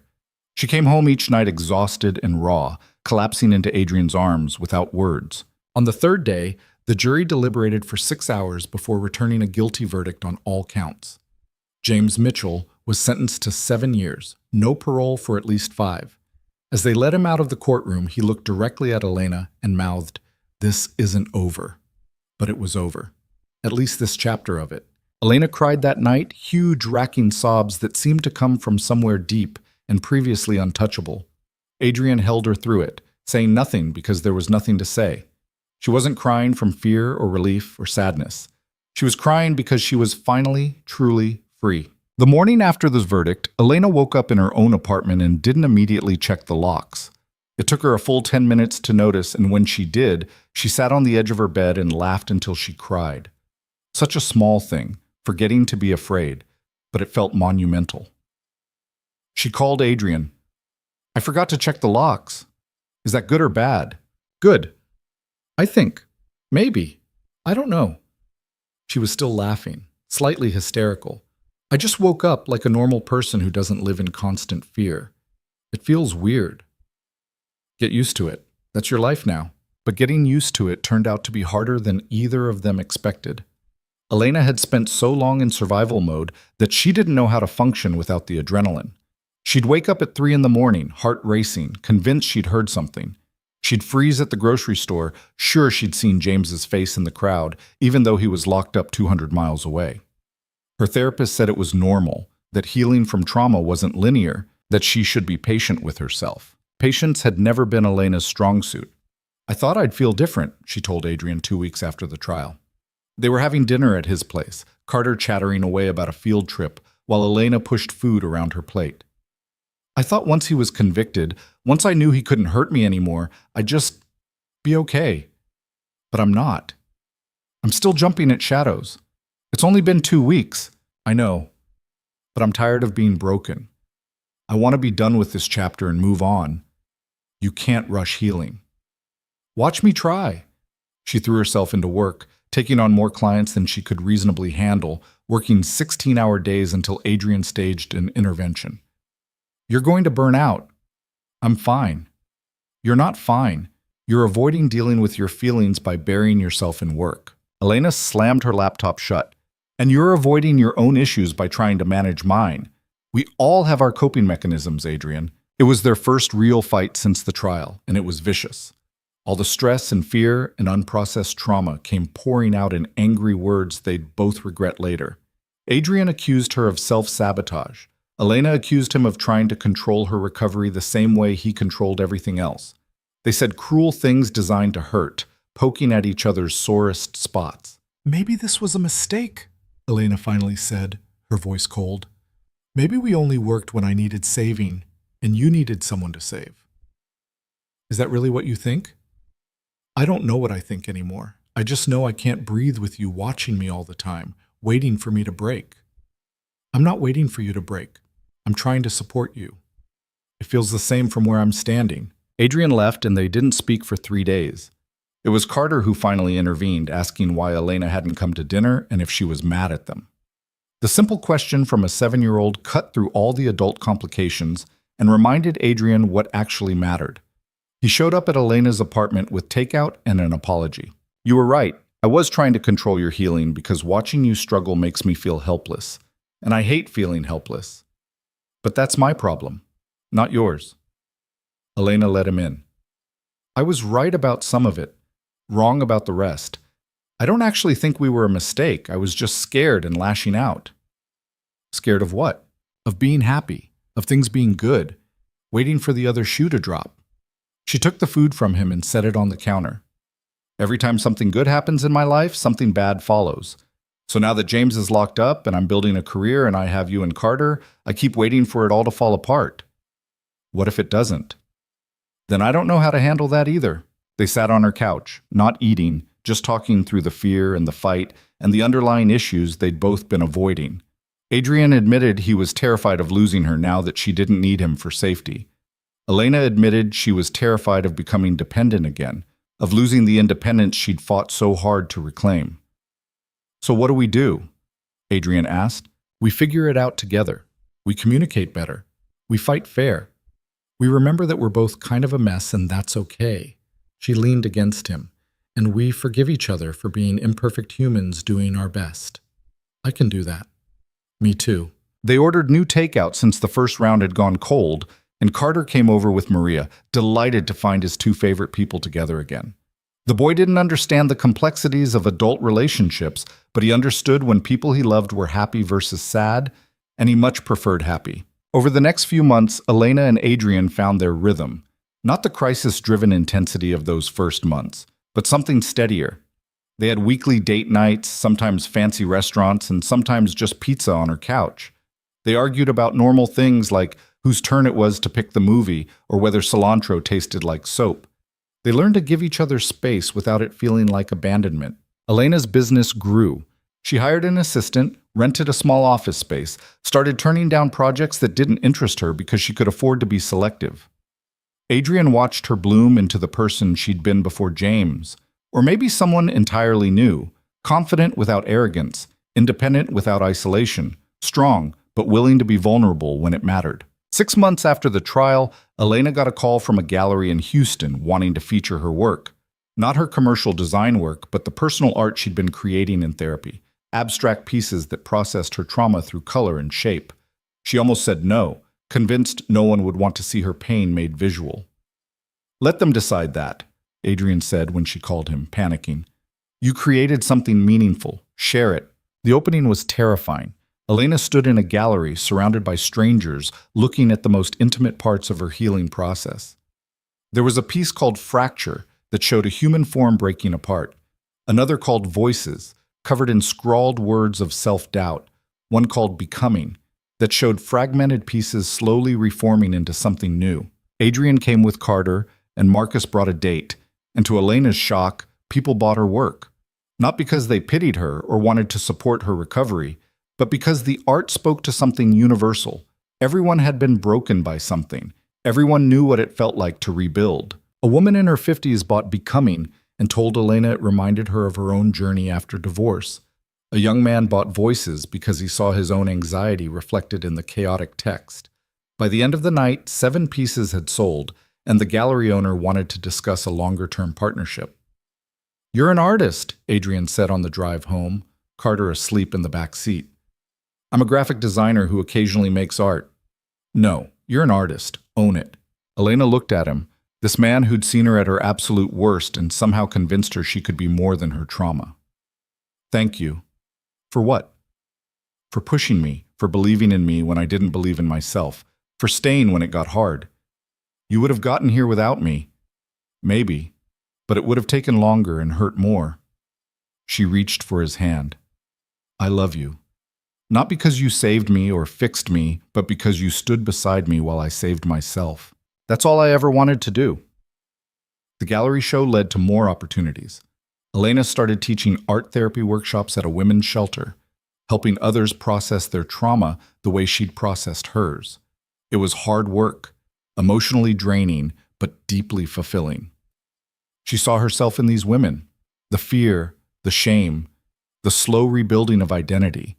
And she saw hope too, the possibility of life beyond survival. One afternoon at the shelter, a young woman asked Elena how she'd known when she was ready to date again after leaving her abuser.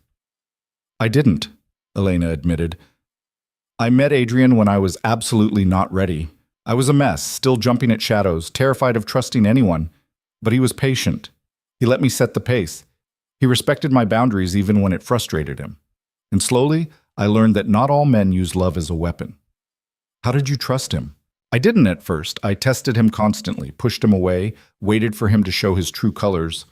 But his true colors were just kindness, consistency, actually respecting when I said no." Elena paused, thinking. "The thing about healthy love is it makes you more yourself, not less. With my ex, I became smaller every day. With Adrian, I grew." The woman nodded, taking notes like Elena's experience was a roadmap she could follow. Elena wished it was that simple, but she knew everyone's path was different. All she could do was share her story and hope it helped someone else feel less alone. Carter turned 8, and for his birthday he asked if Elena could officially be his family. Adrian and Elena had been dancing around the question of their future, both afraid to push too hard or move too fast. But an 8-year-old had no such reservations. "I mean, you're already here all the time," Carter said with the brutal honesty of children. "You help with homework and come to my games, and you live close. You're basically already my mom. Can we just make it official?" Elena looked at Adrian panicked. They'd been dating for over a year, living separately, but spending most nights together.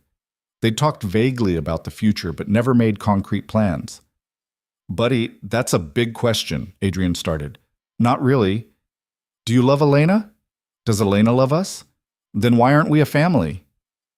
Out of the mouths of babes, as the saying went. Adrian looked at Elena, who looked terrified but also hopeful. "Can we talk about this later?" Elena asked Carter. "Adult talk?" "Sure. But the answer should be yes." He went back to his video game like he hadn't just dropped a bomb on both of them. That night, after Carter was asleep, Adrian and Elena sat on his balcony with wine and honesty. "I want to marry you," Adrian said without preamble. "I've wanted to for months, but I was waiting for the right time, and apparently my son thinks the right time is now." "Adrian, let me finish. I'm not asking because Carter wants it, or because it's been long enough, or because it's what we're supposed to do. I'm asking because I can't imagine my life without you in it. Because you make everything better, harder sometimes, messier always, but better. Because I love you, and I want to wake up next to you every morning and fight about cilantro and watch you become whoever you're going to become. Elena was crying, but smiling too. That's a terrible proposal. I know. I'll do it better later, with a ring and planning, and no, ask me now, like this. Adrian got down on one knee right there on the balcony, in sweatpants and a t-shirt, no ring, no plan, just raw honesty. Elena Carter, will you marry me? Will you let me be your person and let Carter be our kid and build this messy, imperfect, beautiful life together? Yes, absolutely, yes. Absolutely. They kissed and cried and laughed at how unromantic it all was. Later, Adrian admitted he'd actually bought a ring 3 months ago and had been carrying it around waiting for a perfect moment. There's no such thing as a perfect moment, Elena said. There's just the moment you choose. Wise woman. I learned from a control freak who had to learn to let go. They got married 6 months later in a small ceremony with just close friends and family. Elena wore a simple dress, nothing like the elaborate wedding she'd had with James. Carter was the ring bearer and took his job very seriously. Marcus gave a toast that made everyone cry and laugh in equal measure. When Adrian first told me about Elena, I thought he was making a huge mistake, Marcus admitted. I thought she was going to break his heart or use him or bring drama he didn't need. And I was right about the drama. There was plenty of it. But I was wrong about everything else. Elena didn't break Adrian. She rebuilt him. She took this uptight, controlling, work-obsessed robot and turned him back into a human being who laughs and fights and loves. So here's to Elena for being exactly what he needed, even when it scared the hell out of both of them. It wasn't a fairy tale ending. Elena still had nightmares sometimes, still flinched at unexpected loud noises, still struggled with the voice in her head that sounded like James telling her she wasn't good enough. Adrian still tried to fix things he couldn't fix, still struggled with letting Elena handle her own problems, still worked too many hours when he was stressed. But they were working on it, together. Elena moved into Adrian's penthouse, turning the guest room into an art studio. Her business continued to grow, and she started getting commissions from major companies alongside her personal art projects. She never forgot where she'd come from, the woman who'd left a marriage with nothing but a suitcase and hope. She spoke at women's shelters, mentored abuse survivors, donated a portion of her profits to organizations helping domestic violence victims. Carter thrived with Elena in his life full-time. She attended every school event, helped with science projects, taught him to draw and see the world through an artist's eyes. He called her Elena, not Mom, and she was fine with that.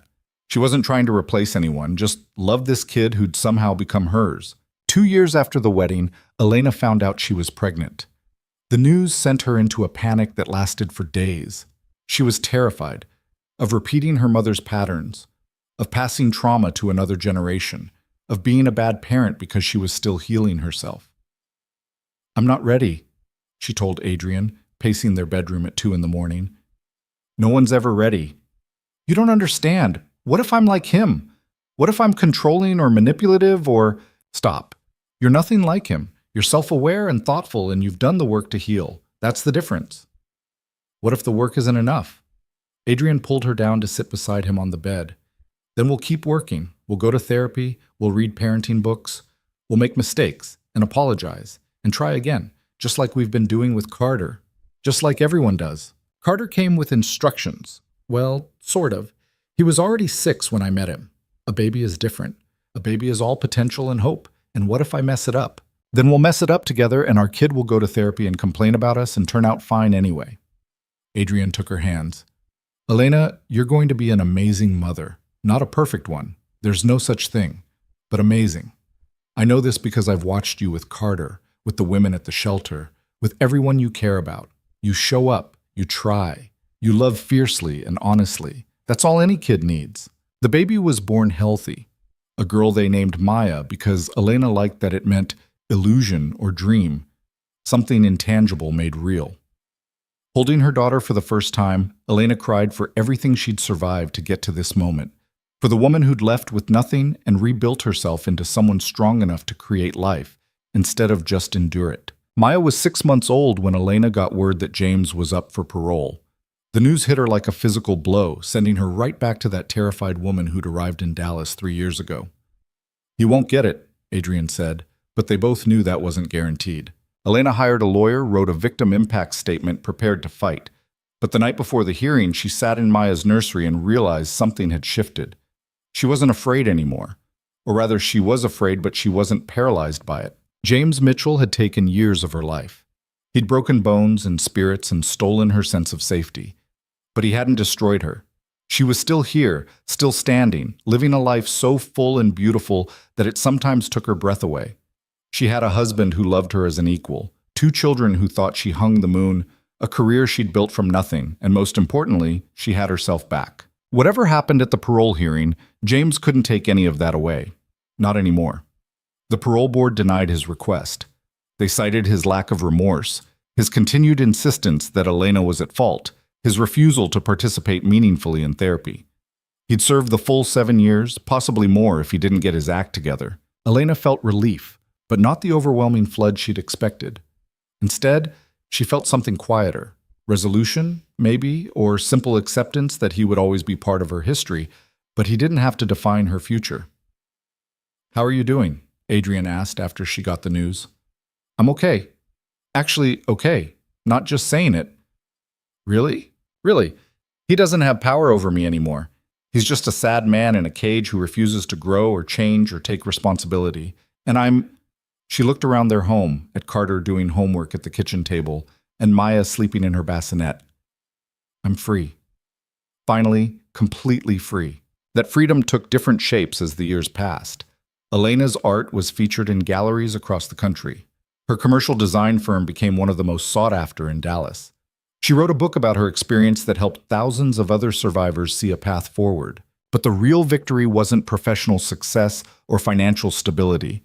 It was the small moments, waking up without fear, making decisions without second-guessing herself into paralysis, arguing with Adrian about whose turn it was to do dishes and knowing it was just an argument, not a precursor to violence, watching her children grow up in a home where love looked like respect and partnership, not control and terror. Carter graduated high school and went to college to study environmental science.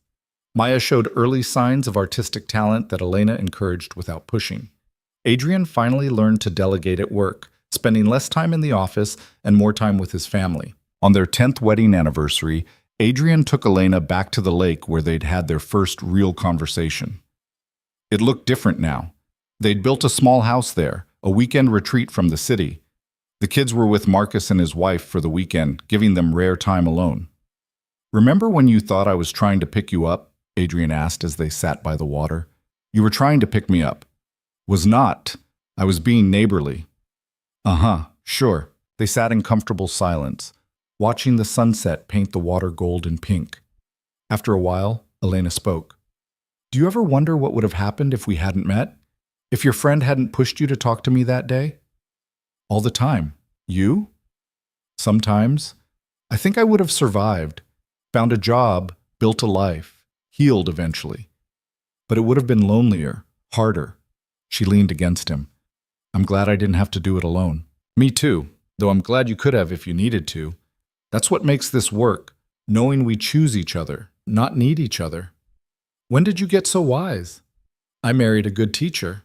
Elena laughed. "I was a disaster when we met." "You were surviving. There's a difference." "And now?" "Now you're thriving. We both are." It was true. Against all odds, despite every reason it shouldn't have worked, they'd built something real, not perfect. There were still hard days, still moments when old trauma resurfaced or old habits reared their heads. But they'd learned to navigate those moments together, to extend grace to each other and themselves. The story of Adrian and Elena wasn't about a billionaire saving a damsel in distress. It was about 2 broken people who chose to heal together instead of apart. It was about learning that love doesn't fix you, but it can hold you steady while you fix yourself. It was about the courage it takes to trust again after betrayal, to be vulnerable after violation, to believe in good things after surviving bad ones. As the sun set over the lake, Elena thought about the woman she'd been 3 years ago, terrified, alone, convinced she'd never be safe or whole again. She wished she could tell that woman everything would be okay, that the fear would fade. That one day she'd sit by a lake with a man who loved her, and children who needed her, and a life she'd built with her own two hands, and feel nothing but gratitude for the journey that brought her there. But that woman wouldn't have believed it. Healing doesn't come from promises or reassurance. It comes from walking through the fire and discovering you don't burn, you just get stronger. Thank you, Elena said quietly. For what? For seeing me when I couldn't see myself, for staying when it got hard, for loving me through all of it. Adrian kissed her temple. Thank you for letting me, for trusting me with your broken pieces, for putting them back together and letting me watch. We're quite the pair, aren't we? Yeah, we really are. They stayed by the lake until the stars came out, talking and dreaming and planning a future that felt possible now in ways it never had before. Not because all their problems were solved or all their wounds were healed, but because they'd learned that perfection wasn't the goal. Connection was. Growth was. Choosing each other every day through the mess and beauty of being imperfectly, wonderfully human. That was enough. More than enough. It was everything.